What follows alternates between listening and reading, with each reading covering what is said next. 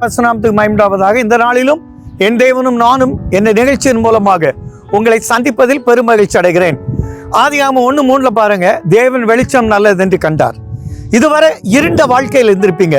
பின்னால பாருங்க, சூரியன் எப்படி செவ்வானமிட்டு இருக்கிறதோ அதே போல உங்களுடைய வாழ்க்கையில இனி எல்லாமே அஸ்தமானம் அல்ல, அது உயர்வான பாதையில கொண்டு போகும்.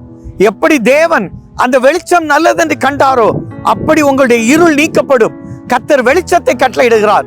இந்த நாள்ல இருந்து எல்லாம் நன்மையாக பிரகாசமா இருக்கும். ஒரு திருமண காரியத்துக்கு போவீங்க, பிரகாசமாய் முடியும். ஒரு நோய்க்கு ஹாஸ்பிட்டல் போவீங்க, சுகத்தோடு திரும்பி வருவீங்க. ஒரு பெரிய மனிதரை பார்க்க போவீங்க, நல்லதாய் திரும்பி வருவீங்க. இதுவரையிலும் துக்க செய்தியோடு போயிருப்பீங்க, அங்க போகும்போது நல்ல செய்தி உங்களுக்கு காத்திருக்கு. பிரச்சனை குடும்பத்துக்குள்ள, அந்த பிரச்சனையில முற்றுப்புள்ளி பெரிய சமாதானத்தை கொண்டு வருவீங்க. கோர்ட்ல போயிருப்பீங்க, நீங்க நினைச்சிருக்க மாட்டீங்க, கர்த்தர் உங்களை விடுதலை பண்ணி இருப்பார். அதுதாங்க அந்த வெளிச்சம். ஆண்டவர் வெளிச்சம் நல்லது என்று கண்டாரே, உங்களுடைய இருண்ட வாழ்க்கையிலிருந்து விடுவித்து பெரிய ஆசீர்வாதத்தை கட்டளையிட்டு தேவ மகிமையை கட்டளையிடுகிற கர்த்தர்.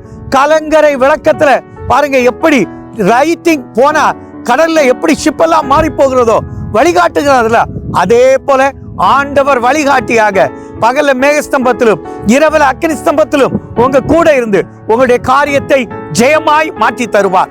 எங்கள் நல்ல தகப்பனே, இருண்ட வாழ்க்கையில இருந்தவர்களுக்கு பெரிய வெளிச்சத்தை கட்டளையிட கர்த்தர் வந்தீங்கப்பா.